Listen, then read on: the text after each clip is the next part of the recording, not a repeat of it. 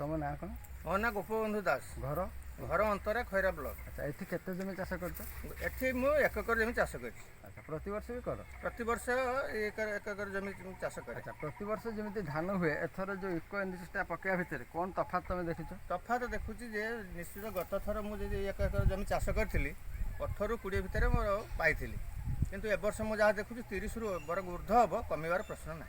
रोग पोक ना रोग पोक मु जेनुइन जमी दि जाए प्रत वर्ष से रकम 2 थर देती किंतु ये जो आपंकर पाउडरटा देवा द्वारा धानटा बहुत उन्नत होती कांदी भी हृष्टपुष्ट होती पिलर अधिका देती गचर भी हाइट आसी पोक भी विशेष लगी ना।